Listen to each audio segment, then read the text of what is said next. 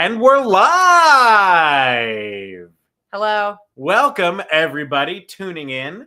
We got a special episode of Improv Technology tonight, and we're just going to jump right in. We got Brianna Bloomer already commenting from the crowd. We've got at least 6 more people watching, and hopefully many more joining us. But I'm Jeff Wolfthal. I'm your host. You'll usually see me here on Improv Technology. But tonight, I am joined by a very special guest. I have with me actor, director, musician, music director, lyricist, mandolinist, guitarist, composer, goalie, Chicago River expert, and grade A dog mom, Jules Schrader. Hello, it's me. Jules, how you doing tonight? I'm good. Yeah? I'm doing pretty good. I got a whole thing of wine and more to come. Cheers. Cheers. It's nice to do this in the same room. Mm-hmm. And usually, I am separated from my interview subject by the gulf of the internet, but I get you. Is that what they renamed it again? The Gulf of the Internet? The Gulf of the Internet. Yes. It's no longer the Gulf of Mexico, the Gulf of America. It's the Gulf of the Internet. Oh, no, this is a completely different Gulf. Oh, sorry. The Scottish one? Yes. Gator Gulf. Gator Gulf. Mm-hmm. Sorry, go ahead. Back on track. But I'm so glad we got maybe some new faces out here in the crowd. Renaissance Road Trip's back after a little while. Good to see y'all again. But Jules brings out the best folks. So tonight I'm going to be interviewing Jules. So, Jules. Yes. Your first interview question. Yes.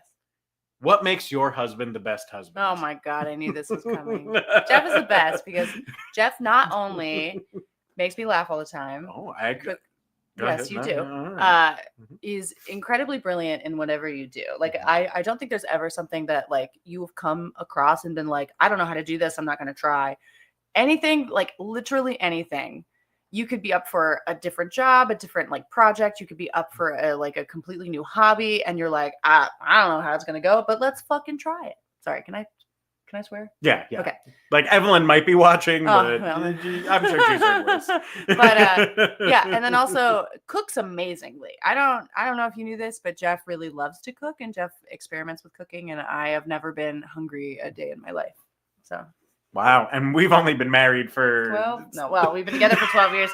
Married for 6, yeah? Yeah? No, I'm so glad you remembered. It's hard to keep track. Because it's 2026. We got married in 2019. Yes. It's 2025 still. I know, but like 2026 is coming. Mm-hmm. So like for most of 2026, I will say, hey, we've been married for 6 years, but it will be the later half of 2026 where it will become 7. Yes. Because the math doesn't work out until November of next year. Right. That's all I'm saying. Anyway. Well, Jules, yes. Thank you for entertaining that. I was not expecting a real answer to that question, but I'm so glad that you gave one. Got one in my pocket. Well, thank you. My actual first question for you is, I think a lot of people would be surprised to learn that you actually had the same acting coach as Tom Hiddleston. Oh, yeah. I forgot about that. For a very small portion of it. Anyway, what? Still, you had the same acting coach as Tom Hiddleston. Very true. So what did you take away from working with Barbara Hausman? Barbara Hausman, I think, is one of the most brilliant people I've ever been able to work with. I was studying abroad in my senior year of college. I was getting a theater degree, and she was my Shakespeare teacher. Or rather, I was taking a Shakespeare class, and she came in to sort of do a couple workshops with us. And I have her book, which I swear by. Anytime I tackle text, it is her book, which is the title of Tackling the Text by Barbara Hausman. But she was, it makes Shakespeare, it is for primarily Shakespeare or heightened language, but it applies to every single text you could apply it to, like modern day text or anything.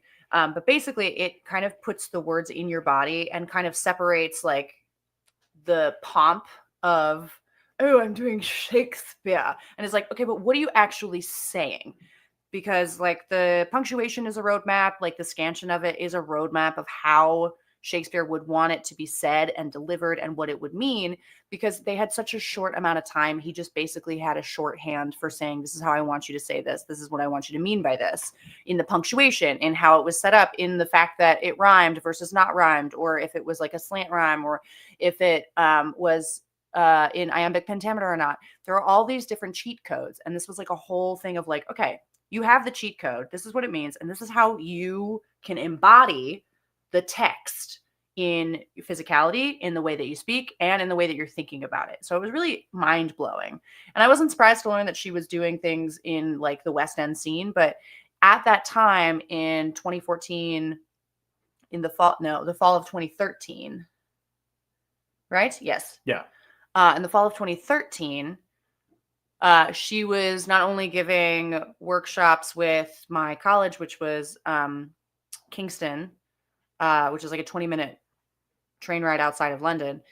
She was also helping with Tom Hiddleston when he was doing Coriolanus at the Donmar, which was Donmar, yes, which was incredible. She was also kind of like, she had mentioned Henry V. Jude Law was in Henry V on the West End later in that sort of season. I saw them both, but the Donmar, oh God, it was so good. It was the National Theater, right? Because they filmed it. Yes. Yes, it was the National Theater. The Donmar had something different. Anyway, look it up. Tom Hiddleston and Coriolanus was excellent. And then what's his name from Harry Potter and from How to Get Away with Murder? Dean Thomas, the guy who played Dean Thomas. Oh, yeah. I don't remember his name, the actor, but he was also in that production. He was amazing. He was so good. But I met Tom Hiddleston at the stage door and I had waited all day. And I was like, I'm not starstruck. It's fine. I'm not gonna get all. My friend who I was with loved Tom Hiddleston, was obsessed. And like, I really enjoyed his stuff. I was like, I'm not going to get too worked up about it. But as soon as he got there, he is so nice and so charming and so like disarming. I completely forgot everything I was going to say. And so I got up to him and I went, we both know Barbara Houseman. And like, that was the only thing I said. And he went, huh? And I was like, Barbara Houseman, she's my coach too. And he was like, oh yeah, she's great. Yeah. And then I was like, can you sign my thing? And he went, absolutely. We got a picture and it's a blurry picture and I'm not looking at the camera, but it is one of my favorite pictures ever. And I will love it forever. I'm not very smooth. I'm not smooth at all. I mean, clearly you're smooth enough. So, well, up for debate for later. Thank God you're not smoother. I can fake it. I don't know what does that mean? Anyway, Clem, get out of the kitchen. Look, she's comfy. Clemmy, what are you doing? Okay, anyway, next question. Next question, Jules. What inspired you to start playing music? I know music is a big passion in your life. Oh, yeah. Nothing in... Shut up. Can you hear the horns? I can't. They're honking outside. This is a great time to mention that I do have ADHD. I'm very easily distracted. They're talking out there. That's amazing. What was the question? What inspired you to start playing music? I don't think I was inspired to play music. It was just something that was always there and always kind of, because I have been singing since I could feasibly like listen to music. I've been imitating sounds and like and I think that's also a sign of ADHD is like the replication and the mimicry. So I've been mimicking like radio jingles like since I was a child. So there would be like KR42 or whatever, and I would go into my whole thing was like I would go into the bathroom when I had to like do your business, and the acoustics in bathrooms are incredible for no reason at all, but they're wonderful. And so I would replicate what I had heard like it just at any point of the day. And so like I remember listening in the car. We would always listen to music in the car ride to like daycare or wherever, and my dad would always play. Like I grew up on like Alan Jackson CDs, so like oh man, Alan Jackson, The Chicks, Nickel Creek was a huge one. I'm still a huge Chris Thile fan and Nickel Creek fan. A lot of bluegrass. And so Alison Krauss was like the main voice that I heard, and Alison Krauss has like this beautiful soprano kind of like na, na, na, na, na. And so it's all very kind of like it sits up in the nasal passages that are just so beautiful. in terms of like how it was arranged and all that kind of stuff. So I was just singing all the time. I was mimicking everything I could hear. I remember my dad was like, I was in trouble one time and I had heard, instead of do not, I heard the word donut. And I said that Homer Simpson joke of like, donut. And I did it in the voice and he said, no, do not. And I went, no. And like, it was just one of those things of like anything that I heard, I would replicate and like try and mimic. Mm-hmm. So you have a pretty good Dexter Boy Genius impression. That's true. It's on my resume. You got to pay me for it. In fact, you have to pay me for another glass of wine. Well, if you want Jules to do the Dexter Boy Genius impression, you can Venmo her at the IT crowd as she continues telling this story. But essentially, and this is an inspirational tale. I have a twin brother, and my twin brother hated when I sang. So he would just yell at me. Anytime I was singing for too long, he would be like, shut up. No one wants to hear you sing. And usually it was because okay, that's enough. Just filled it like all the way up. He would usually hear me sing the Backstreet Boys though, because yes, I listened to good music growing up because of my dad. Like the Beatles was on. We would always listen to the 60s on 6XM radio. However, I loved the Backstreet Boys. In fact, I hated NSYNC for a very long time because I was like, oh, they're rivals. And they were created by the same con artist. Mm-hmm. So like they were supposed to be together, but they were the Backstreet Boys. I have done an extensive amount of research on this. He was basically laundering money through a bunch of different companies. One was like an air travel company with blimps and stuff. And like he made these boy bands. And so that was his other way of like laundering money. And so one was the Backstreet Boys and they were super famous. And then he was like, let me do it again. And he did it with NSYNC. And then the Backstreet Boys were like, I thought we were family. You asshole. And then they started to like see all of the cracks and blah, blah, blah. And then AJ McLean's like drug habit got weird. Howie has lupus. And Howie D. I didn't know that Howie has lupus. Yeah, he's got lupus. All right. Is it lupus or? Yeah, I'm pretty sure it's lupus. Anyway. If we ask Dr. House, it's lupus. And then Brian Luttrell in the Backstreet Boys is cousins with Kevin. They knew each other through that. And they are like, Brian is like super religious. And like, I was like, I love Brian Luttrell. So I got his like religious album. I got his Christian album and I loved it. I grew up as a sheltered Christian kid who went to Christian sports camp. And that is also how I learned song. And like, I mean, sometimes there's no better music than like religious music. It's so beautiful and like, it is so intricate sometimes because it has that deep history, but also like some of it's really bad and it's really fun to sing anyway. What kind of stuff did they have you singing at church soccer camp or church sports camp? It was our God is an awesome God. He reigns from heaven above. It just like earworms. Mm-hmm. It was great. But like Reliant K was also there. So it was like they were super like non-denominational sports camp. It was actually in Pennsylvania, kind of near where the fair is in Somerset. So like maybe like a 3-hour drive or something like that. Kind of close to where, real close to the Red Fair. It was really close to where our friend Allison grew up because we went hiking there and I went, oh, I've been hiking here because my camp went there. And I went caving in those mountains. Anyway. Pennsylvania is close to Pennsylvania. You know what I mean?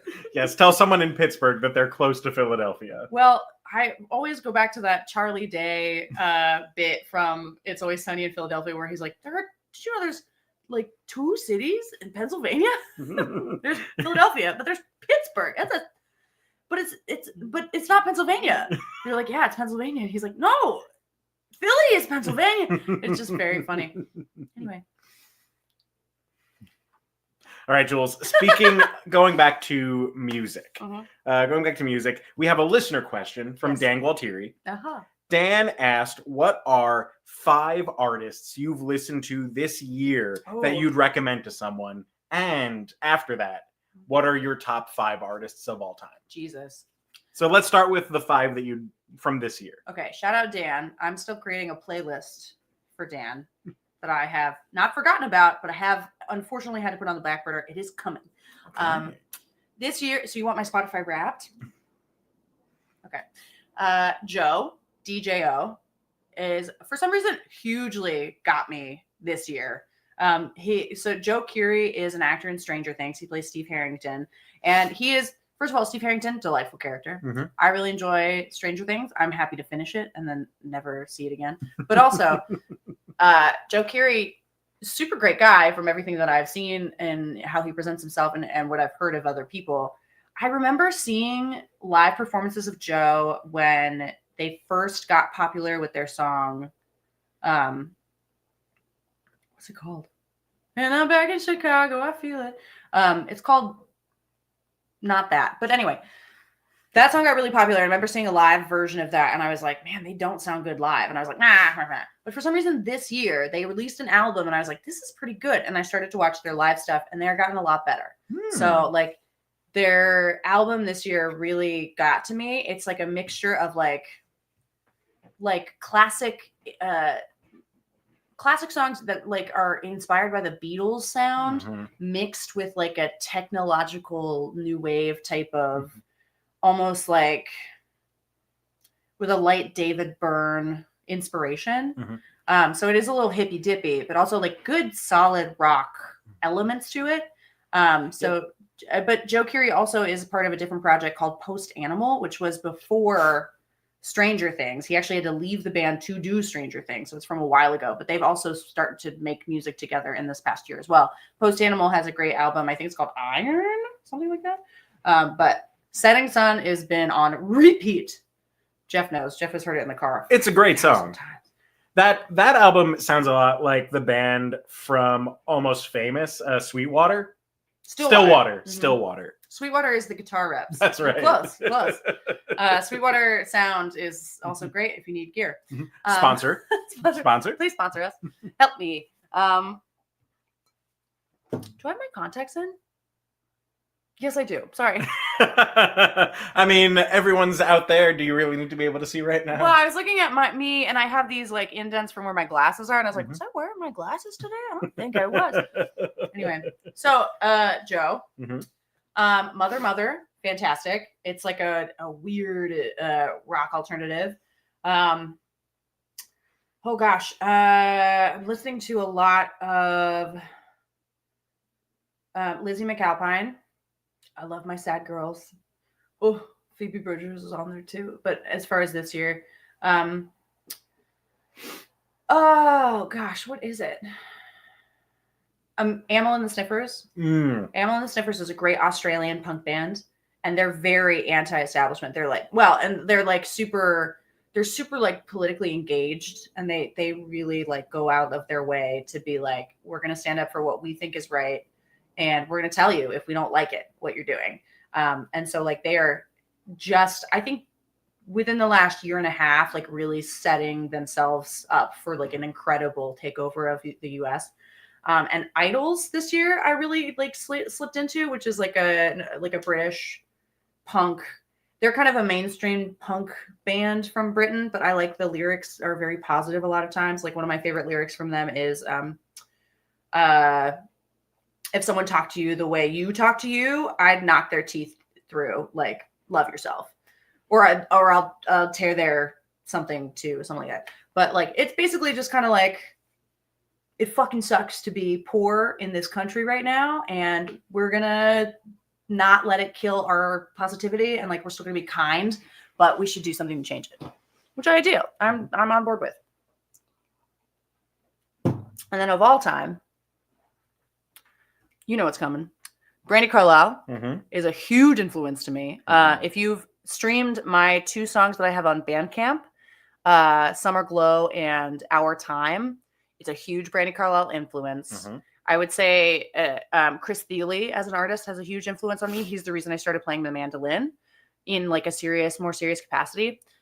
I love pop music. Sabrina Carpenter's been a huge influence on me. Last year, I think she would have been like my top artist. I think she's just so funny, and like she leans into like the sexual stuff as like almost as like a vaudeville character, in how she is like very over the top with it. And she seems like an all around very sweet woman who is just interested in having a good time and making sure that everybody else is having a good time. Yes, you're right. Renaissance Road Trips. Brandi is amazing live. And I'm so very lucky because me and my friend Allison Petrillo are going to go see her in February. Ooh. Very excited. And, okay, so I had 1, 2, 3.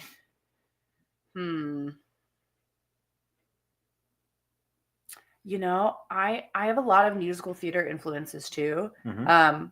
I think my favorite musical theater person right now.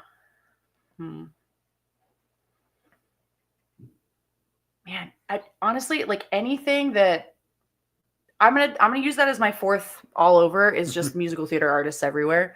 Um, Good cop out. Good cop yeah, out. yeah, yeah. And then my fifth one, shoot, damn, this is a hard question. I feel like I need to look at my Spotify and see what I listen to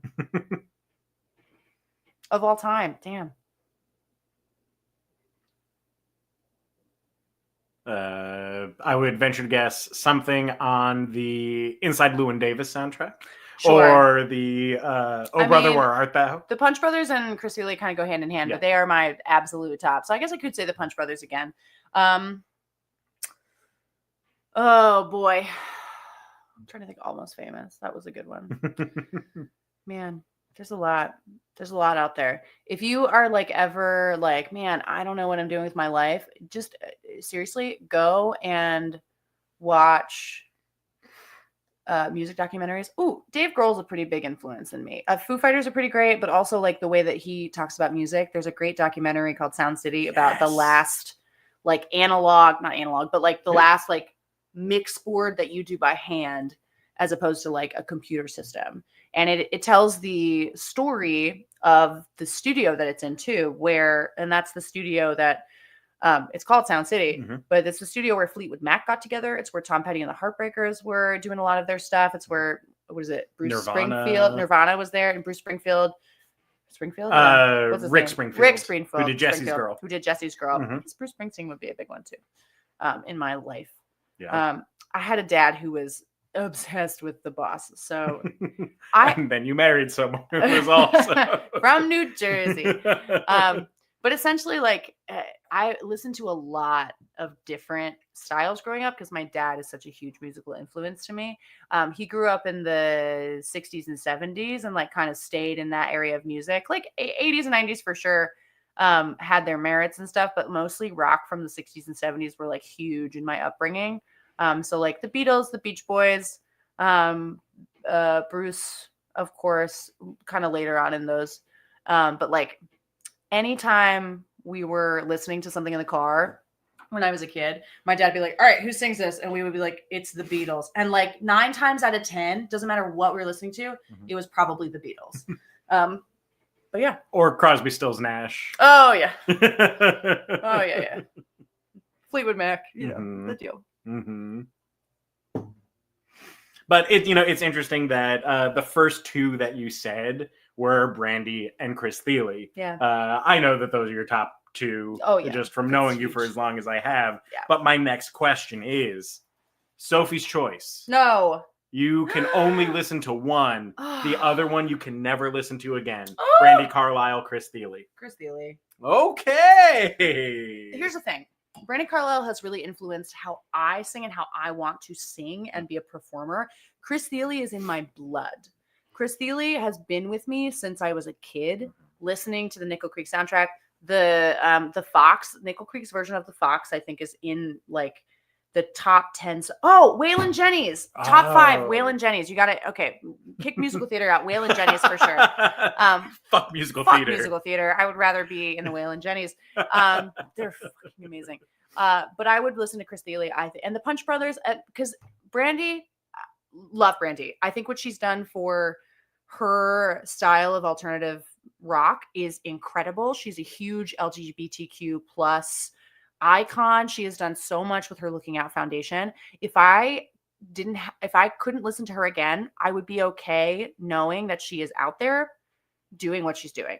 However, I think I personally would suffer if I didn't hear another Punch Brothers album, because the Punch Brothers albums are so intricate and so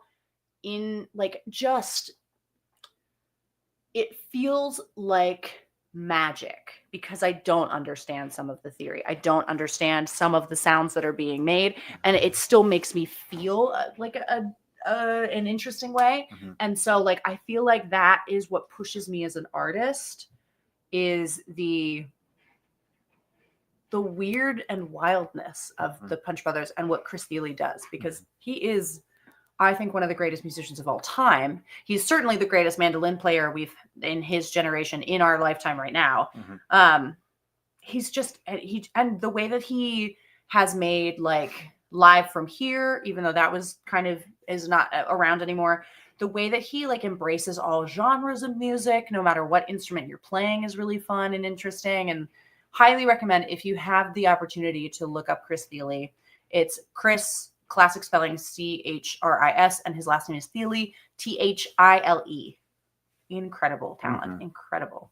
Yeah. Anyway. The way you describe the Punch Brothers, and when I first listened to the Punch Brothers, I liken them to folk music's version of Rush. They're like prog folk, whereas Rush was prog rock, doing like weird mathematics with music in rock in the 70s. Yeah. The Punch Brothers have done that with folk. Yes. Yeah, I would agree. And they also were like, hey, we want to kind of be like a folk punk band at certain aspects too. So there's this one, there's one song called Icarus Schmickarus, which I think is one of my favorite. But it's like do do do do do do do do do, and it's just like they're kind of like just being dipshits, and I love it. It's great. But I don't think I've ever. I can like I work with a lot of really great musicians, and all of them are like, "Oh yeah, Chris Thile is amazing. That's incredible. Have you heard the Punch Brothers?" And I'm like, "Yes." I remember being so excited because there's a musician that I really admired, and finally we had an opportunity to talk, and I was like, "Oh, blah blah blah blah blah," and he was like, "Have you heard the Punch Brothers?" And I was like, "Yes. Can I talk to you about my very specific love for the Inside Llewyn Davis soundtrack?" So. Do we have time? Yeah. Great.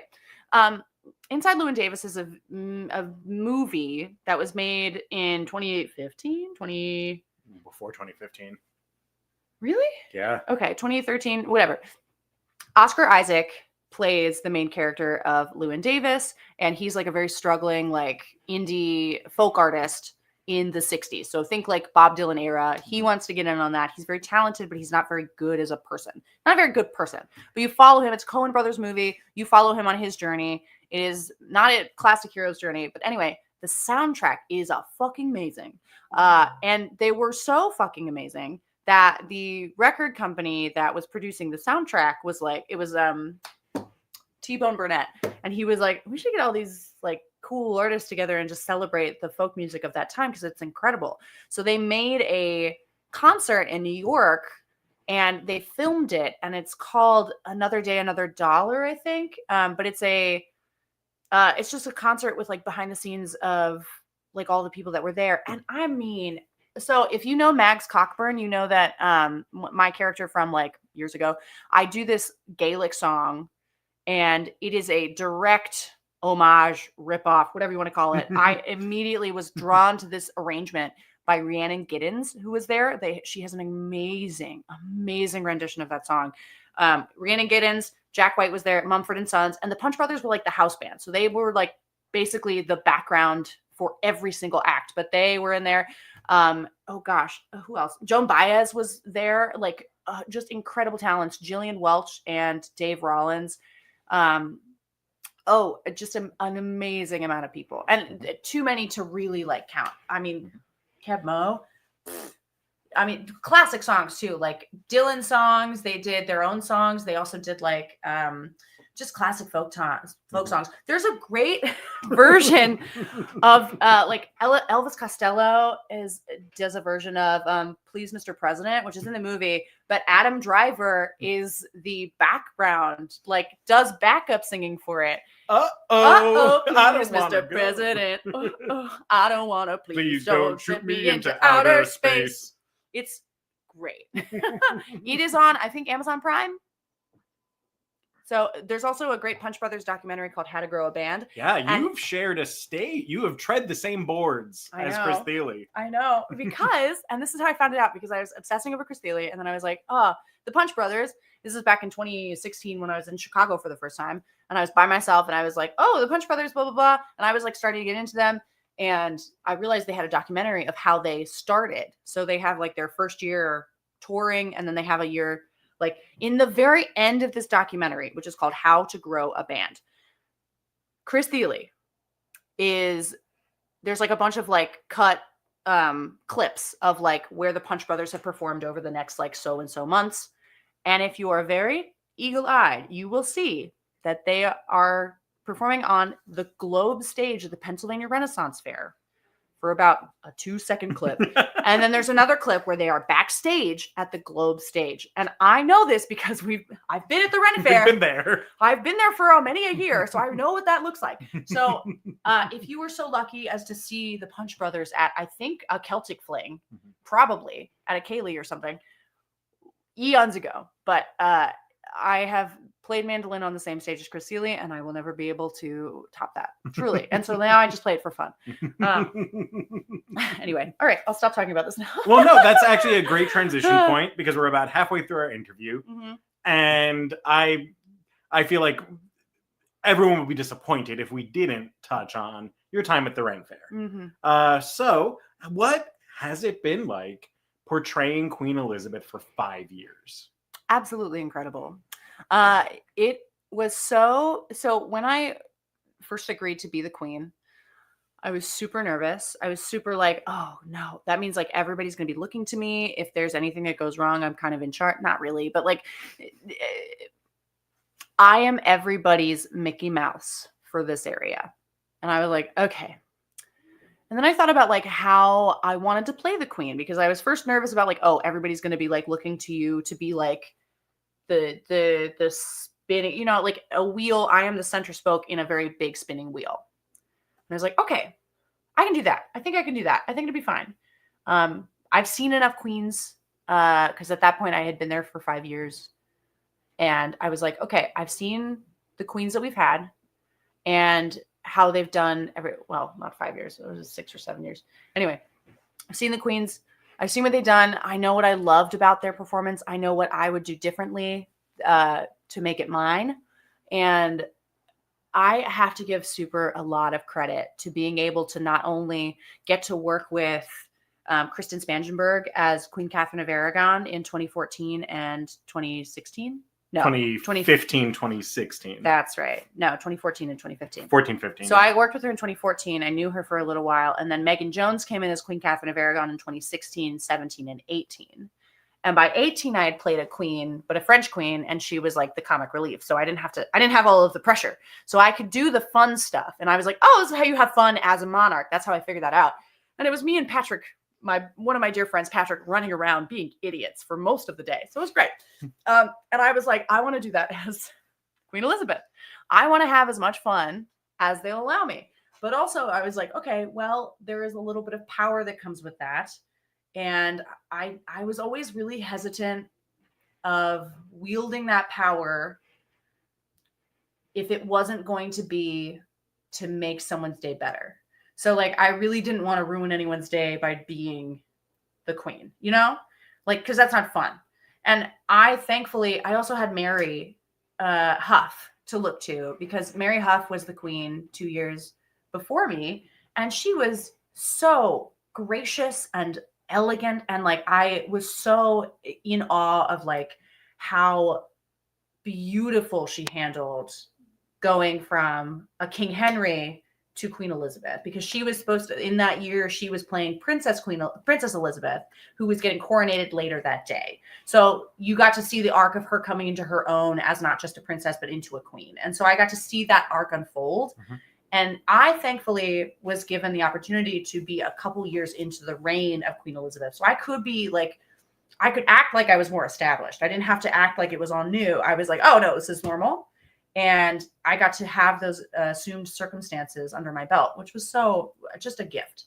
But yeah, Queen Elizabeth was, I think, one of my favorite roles I've ever played. It also is, I don't think I'm ever going to have a role like it from here on out, because you really, during the course of 5 years over,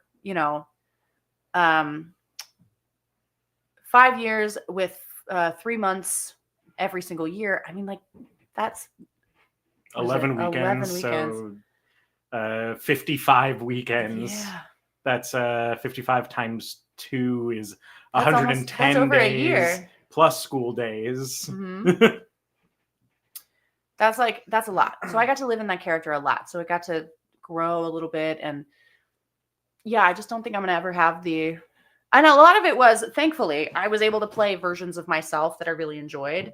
Because acting, you are, essentially playing yourself in different circumstances in many cases, with maybe a different affectation on your voice or your body or blah, blah, blah. But your heart and your thought process are usually very in line with the character you're cast to portray. Unless you're, I don't know, Timothy Chalamet. I don't know. Even then, I'm not a method actor. So a lot of things come from my own experience. But yeah, so Queen Elizabeth, I think, is one of those beautiful, juicy roles of being able to deliver a magical experience just by saying hello.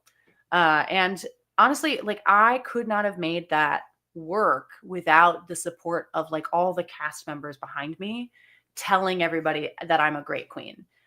Because like, I know I'm a very nice person. I'm very charming. I'm very personal. I can crack a joke here and there, but like, I never want to take the status too seriously. And I never wanted to make someone afraid that I was walking down the street and they had to interact with me because, oh God, the queen, it's just so much pomp and circumstance. I never wanted that to be a fearful thing. I always wanted that to be a fun thing.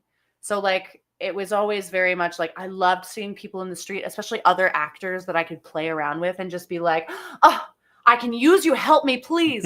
Or like, just make light of the fact that I was so much higher in status and make fun of the fact that I was so out of touch with the commoners, but in an endearing way that didn't make anyone feel isolated or left out. And that was a huge goal of mine, especially from the beginning. And I think what really clicked was you actually in Blackfriar rehearsals, because my first year as queen, I was also a Blackfriar music director. So I was at the Blackfriar rehearsals, and the Blackfriars were incredible. I mean, the Blackfriars are always incredible, but for 2021, I remember just like being so like completely bonded with them in ways that were absolutely extraterrestrial. But you suggested we do this exercise where it's a party and you go to this party in character, and it's an improvised exercise where you go to this party, blah, blah, blah. And Queen Elizabeth shows up. Like they didn't know I was going to show up as Queen Elizabeth. They knew that Jules, the director, was there, but they were like not aware that Queen Elizabeth was going to show up at this improvised party. And so I showed up, and like, I think the first introduction of Elizabeth to these characters as a party atmosphere was brilliant, because it was not like, oh, we have to obey. It was, we're going to all loosen up, and here comes our boss, and our boss is just as excited to loosen up with us. You know what I mean? So I think it was a very good setup. That was like the whole first year was, I'm here to party. I'm ready to have fun. And I have the power to let everyone have fun. So like, let's do it. So that was my whole thing. And I don't think I'll ever have a party character as good as Elizabeth. As a director. Mm-hmm. You always do. Did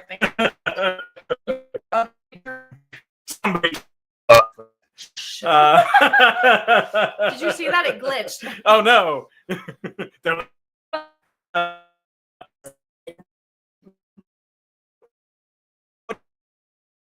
Surprise to learn about like the experience of playing a monarch, or just like learn about what happens playing a monarch at a Renaissance festival. You have a lot less power than you think. Shout out to anybody who's been on my court. Dana, who has to take care of me. Like it really is a fully functioning court, because you have a lot less power in many ways of your own making, but also like I, as the queen, it sounds so luxurious, but I don't open doors for myself. However, when Jules needs to go to the bathroom, Jules is running towards the door, and I have to wait for people to open the door for me. And like, all of this is all in the thing of like, oh, this is the world we're playing. So like, if I really had to get through a door, I would just open the door. If it was an emergency, whatever. But like, there's that line of like, how do we play this? Like, so I was not opening doors for myself. I could not move, like without having people follow me. And I love my court. I don't want to make them walk faster than they have to. So I have a naturally fast gait, as Jeff will attest. I leave him in the dust by accident all the time. And so my court would have to be like, Your Majesty, could we take a slower pace, please? And I'd be like, oh my God, yes, of course. So you kind of give up some of that autonomy in order to be this people's monarch. And I was happy to do it. But there were eventually it got to the point where I would love to like say goodbye to people in the lines and like take pictures for hours. I would sit there for hours unless I had something that I really had to do, or I was in pain or whatever. But Dana, my right-hand gal, my first lady in waiting, Dana Michike, would always call. We had an inside joke that she had a code word for me of like, we really have to go, Jules, you can't do any more. And I'd be like, but one more? And she'd be like, absolutely not. And because our whole thing was the queen should never have to say no to somebody. Because if your experience going to the fair is that, oh, I went there, I asked the queen for a picture and she said no to me, that's not a very good experience. We don't want a negative impact from the queen. So if her lady in waiting goes, Her Majesty has to go. We're really sorry, Her Majesty has to go. So Dana took a lot of that. She was like my character handler, attendant. But basically, like I couldn't say no to anything that I even like. I mean, within reason. So if someone was like, "Hey, do you want to chug this beer?" I'd be like, "Absolutely not." But like, if it was a genuine question of like, "Can I please have your autograph? Can I please have a picture with you?" Absolutely, I would love to, and I really genuinely would. But time constraints being what they are for the schedule of the day, sometimes I really couldn't. So the court was super instrumental. I could not have done it without them. Actually could not have done it without them. If I had to get anything done during the day where I was like, hey, we have a feast, they all had to go with me. And I was like, hey guys, I have this one thing that I want to do, but you don't have to do it. So I was like, always very like, hey, if you're feeling like you have to go to the bathroom and you want to meet us up later, absolutely. I would try to make sure that they had as much autonomy as possible because they had to take care of me for like the whole day. Because it can be boring standing there waiting for me to get pictures done. And then, they don't get to run around and be idiots like I know they want to be. But then, God, what a good time we had when we were just being idiots together. So it was kind of that.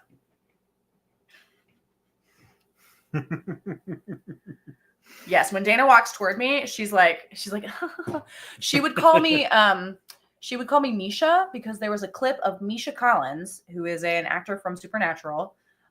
He plays Castiel. I love that show. But Misha Collins, there was one clip of his security being like, Misha, we have to go, and him being like, no, and then sidestepping security to go like hug a fan and sign things. And I was like, this is totally me at the end of the night, and you're security and you have to get me out. And she's like, yeah, you're right. So now then like our code word became Misha, we have to go. And I knew that was like, okay, I have to really pull myself away. That was like the last ditch effort of like, please, Jules, go home. Well, you made a lot of people happy, judging by the comments. You did a hell of a job. You'll be missed very much. Thank you. And Michael Adelson. You're all too kind. You're too kind. That is a lot of kindness. But right now, Jules, I very briefly want us to dip a toe into the negative. Okay. Because you never have to go back and do it again for any of these people or anyone else unless the negative. Okay. I mean, there's never say never, but for now. They pay me like I think $5,000 a weekend would be great if I came back for the 100th. Can you imagine? Look at that. The 100th. So in 55 years. Yeah. Can you imagine? 55 years? I'd be 80 something. You'd be older than I think Queen Elizabeth was when she passed. I don't think I never said I would be Queen Elizabeth. I would be just there. Anyway. But Jules, with that freedom, yes, I would like to know, what are your biggest patron pet peeves? Ooh. Well,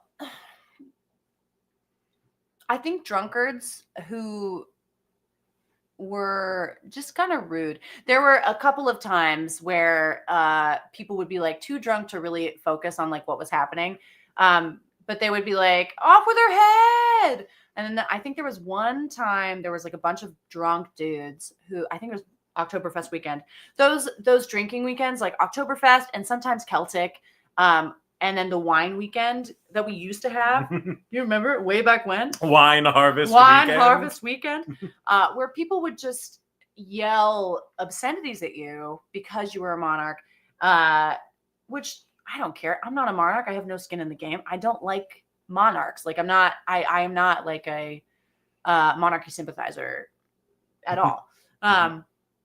But they would just be like, fuck you, fuck the crown. And I'd be like, guys, this is not the time or place. Like, we're at a Ren fair. Are you kidding me? This is not the time to make that political statement. Like, you're making a real strong statement yelling at an actor. Yeah, I was going to say, I have no actual power anyway. Like, what am I going to do about it? So my favorite comebacks, and I think this was when people in my first year were like, oh, she's going to be fine as the queen. I think it was like a couple weekends in. I'm still finding my footing, of course. And there was this guy who had been following me all day, yelling like, off with her head, off with her head. And there are two ways to deal with things like that. You can either ignore it, because if you give it attention, you give it the fire, like you give, fuel to the fire, or you can address it and shut it down. And my way of shutting things down is to kind of embarrass them for being, like, to just call attention to the fact that they are being ridiculous in what they're saying. And like, in the same way that people have different ways, like musicians have different ways of addressing when somebody else freebird, my idea of like shutting people down is just being like, you're not in the right place for this joke. It's not going to land. But in my first year, he had been following me around saying like, off with her head, off with her head. Usually on the street, I'll be like, or someone is like, kill her, off with her head. I'll be like, get in line. You'll be waiting for years. Do you know how many people want to assassinate me? I mean, honestly. But he did it. It was at Finale in Song, which I think was Pub Sing for that first year. No. It was Finale Pub Sing. Finale Pub Sing. So it was kind of like a half and half, but essentially he said it at a really quiet point in the show. So it was really quiet, and he went, off with her head. And there was this like pregnant pause after where everyone was kind of being like, what do we do? What's happening?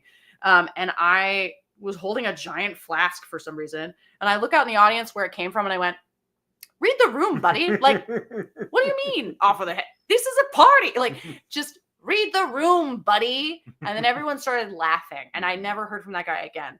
Because honestly, like, we're having a great time. We just had a good song. What do you mean off with her head? I'm doing great. What are you doing? So it was just kind of like the audacity of like, get out of here. What are you doing? And I think that's when everybody was like, oh, she's not going to shy away from confrontation. And in fact, it's going to be really fun when everything is addressed. So if you were present for my reign, a lot of times at Finale, if someone shouted something out, I would address it, unless it was getting gratuitous. So much in the way that like Ren Fair performers really want you to just follow the show. It's okay to like engage a little bit, as long as you kind of like backtrack when we need to actually get the show on. Because like I know Jacques the Whipper has been having like, I was following all of that on Instagram of like people shouting out things to him when he has asked them specifically not to. And that's not cool. But within reason, we're happy to engage. We just have a show to do on the outside of it. So just keep that in mind. Yeah, that's it. That's my only pet peeve. This is a listener question from Becca Terrio. Yes. Becca wants to know, what will you miss most about being queen? Oh man. There's a couple things. First of all, I'm quite vain. I love dressing up in the dresses and feeling pretty. I love how I look in those dresses. I don't think I'll ever find a silhouette that makes me feel more powerful than wearing a Stacey Hicks or a Lily dress. Lily, God, what's Miss Lily's last name? Miss Lily, I love you. I forgot your last name. I just call her Miss Lily. What's her last name? You're gonna figure this one out. No, you gotta Steiner. Lily Steiner. I've had a very large mind. Miss Lily. I love Miss Lily. But yeah, I can't get over how beautiful those gowns are and how well they fit. I mean, that purple dress that I wore for the past few years, the purple dress I think is my favorite dress of all time. I have a gift. I got one of the Queen Elizabeth dresses that I now get to keep as one of my own as a gift. So the owner and the costumers were so very generous to give me the coronation dress that Mary actually wore in 2019, only for finale. Mhm. But it's gold and red, and it was one of my favorite dresses to wear. I also love the silhouette of that dress, but that's one of the things I'll miss most about being queen. The second is interacting with everybody all the time. I think there's no more. I had a really fun time being queen. It is kind of isolating because in rehearsals, I don't have any street bits with anybody. I'm in shows and stuff with some of the cast members, but I more or less, I do my own work by myself and interact with the Blackfriar cast, which I don't really get that much rehearsal with. So it's us just kind of hanging out a lot and doing bits in the street and interacting with patrons. So like that whole thing of like being a person of the people is really fun, to just see everybody on the weekends and to be a friend. I just like being people's friends. Mm-hmm. Yeah. Before I go to my final grouping of questions, yes, there's a listener question that I don't know who this listener is. So if you are watching tonight and you want to be able to give suggestions for future IT shows, like listener submitted questions for this, then join our Discord. That way, you know, when shows are coming up, we do short form improv here. It's not always interviews, but sometimes we get fortunate to have a moment to interview awesome people like Jules. Jules was easy because we live together. But Jules, this person's son wanted to ask if you had a favorite animal or pet during your time at fair. Well, I know LaForge has kittens pretty much every weekend. I am, unfortunately, allergic to cats. So I didn't get to visit the kittens that often, but I almost came home with one, not this past year, but the year before. I was really in love with this cat named Australia. I think it was Australia. I don't know. You never showed me Iceland. This cat. Yes, I did. Okay, well. My favorite pet was my own. Clementine made an appearance or two because she was with me last year for a little bit of the season. But she was kind of like hiding. But I love all the dogs I meet. There are a couple that I've grown to like be the auntie of some dogs. I've got a couple Birdie's Mountain Dogs that are my favorite. They're so cute. They know who they are. And yeah, I love the dog days. I'm a huge fan of dogs. I don't worry about them getting on my dress. Like it's one of those things of like, it's a given that I'm going to kneel down and pet the dog. But there's been so many incredible animals that have visited. There was one time, very quick story. There was one time I was playing a siren in 2016. I started out as a siren, and somebody comes over to me and went, "Hey, I don't know if I should tell you about this, but someone's got a baby stroller with a lizard in it." And I was like, "What? Okay." And so I like went over and I was like, "Do you have a lizard?" And they were like, "Yeah." I was like, "Okay. I don't think we allow that." And they're like, "All right." And then I told security, and then I guess they escorted them out. But I was like, "How? Why? Why?" Okay. I mean, more power to you. I'm sure it's probably at other fairs you're allowed to bring your animal, especially since it's a docile lizard. Like it was just not a chameleon, maybe an iguana or something in a stroller. Like, but I was like, I was a little bit of a narc. It's fine. Anyway. An outdoor festival is not a great place for a lizard. No. They're very sensitive to temperature fluctuations. Yeah. Anyway. I know this. I work with reptiles now. It's true. Me as well, I guess. Anyway. But, all right, Jules, we have a little bit of time. Mm-hmm. I have a block of questions that I try to ask all of the interviewees that sometimes I've gotten through them, sometimes I have not, but sure. I call this the Ren Fair section. Okay. All right. So what is your favorite fair song? It's got to be Wild Mountain Time. Got to be. Mm-hmm. Mm-hmm. Who is your favorite independent to get to watch? Oh, don't make me choose. Oh, Jim Hancock. Okay. Solid. Jim Hancock is, I think, one of the greatest musicians on the circuit ever. He's incredible. And that might be the answer to part B. It might not. But part B of that question is, who do you think is the most slept on independent? Ooh. I mean, I don't think Jim Hancock is slept on. Everyone knows him. Everyone's like, he's really reliable. He's incredibly knowledgeable. I have learned he's kind of like a mentor to me in that he has like really been like, hey, Jules, you gotta tighten up this and that. And like,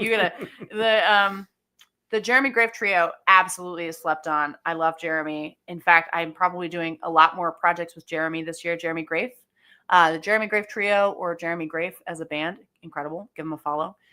Yes, absolutely. Sear, incredible. I think the most slept on. Oh gosh, Hob the Troll. Oh, and I know Hob the Troll's got his own like little cult. The Hob Squad. The Hob Squad, incredible. He's just also like a great guy outside of the teeth, you know? Incredible. In and out of the teeth. In and out of the teeth. Right. What is or has been your favorite restaurant on the grounds, past or present? Ooh, okay. New World Inn for French fries only. I never go anywhere else. But also like the bread and broth is like consistently, bread and broth is great.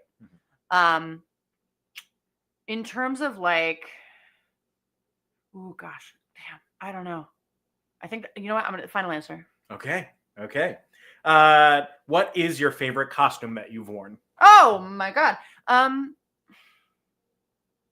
It's got to be the purple dress with a strong runner up to Queen Claude's dress, the blue and gold. I wore it during Time Travelers this year. If you saw pictures of a navy blue with gold adornment, I just love that. The big bell sleeves and so French. All right. And the final question is, yes. What is the biggest thing that you've learned in your time at the Ren Fair? The biggest thing I've learned? I think I used to call the fair as a Bacchanalian over my time has been like a grad school, especially in the first like 5 years of my time there, was like grad school in that I learned so many skills. Like, thankfully in the Bacchanalian, sort of experience, when you were running it, you were so good at like prioritizing not only the work itself, but also like adding in extra stuff for us to gain. So like we would have workshops from independents that were there because you were like, they're here. Let's absolutely have them exchange skills with us. Like that is a huge benefit. So I got to learn like tightrope walking. I got to learn horseback riding. I got to learn archery. I got to learn like a ton of different skills. But I think the greatest thing I ever learned, and you're part of this, is how to improv Aikido, as you call it, because that I think is the most useful skill as a performer and as a person who is interacting with people on the day-to-day, of like taking a negative that someone has given you and turning it into a positive. So like some people can give you like a weird energy, and it's your job to take that and just take the good parts out of it and give it back to them tenfold. So like the ability to see something weird and make it a celebration, I also view as improv Aikido. And by Aikido, it's a martial arts. Yeah, right? It is generally the principle of Aikido is you use an attacker's energy to subdue them. So it's a redirecting of energy to make the situation safe for both people. Right. It's not about hurting the other person. No. It's just about using that direction to like make aggression into something that's not going to hurt either of you. Yes. And I am I have done customer service jobs. I have done retail jobs. I have done food jobs. I have done all sorts of jobs. And that is the most integral part of any job, sales, of client relations, of like, even just like yourself, of talking to yourself, is just being like, okay, this is what we got. We can make something out of this. Absolutely. No problem. And just being confident that you can, I think, is the biggest thing that I've learned. All right. And also your stretch before anything. The last day of fair, I told this to Arthur because it was so funny. Two Bard Party invited me down to do a bit at finale the very last day. And they were like, we're going to do a super awesome pose. And I went, okay. And I went, I'm going to do the splits in my brain. And then I did the splits and I went, because I pulled something. It was bad. It was really bad. I was hurting for at least like 3 weeks after. Mhm. I definitely pulled something, but I'm fine now. It's fine. And I'm glad. Yeah. Well, Jules, that's all the time we have for tonight. That's the last of the fair questions. Okay. I'm really Damn. glad that it's exactly on time. I'm really glad that you joined me for this interview tonight. Thank you. Me too. I love talking about my experiences, and I love telling everybody what music to listen to. We didn't get into anything else. I'm a twin. We didn't even touch that. No. We'll have to come back. It's fine. I've got stuff coming up. I'm not Well, going to tell you about it. I was going to ask if you have anything No, that you want we're to tell the people Take about. it out. We're gone. All right. Well, I got stuff going on. If you're out in Chicago, come see me perform magic before Ship Shape, who are some of our best friends that we met at the Pennsylvania Renaissance Fair. They met at the Pennsylvania Renaissance Fair. So I'm doing some magic to open up for them when they release their Christmas album next week. I'm also hosting trivia here in Chicago now because the place I used to work replaced me with AI. So now I'm doing it in Chicago. Everybody, you've been awesome. Thanks for being here. Bye-bye. We love you. We miss you. You're doing great. And I hope you have a great night. See you down the road. Venmo us, please.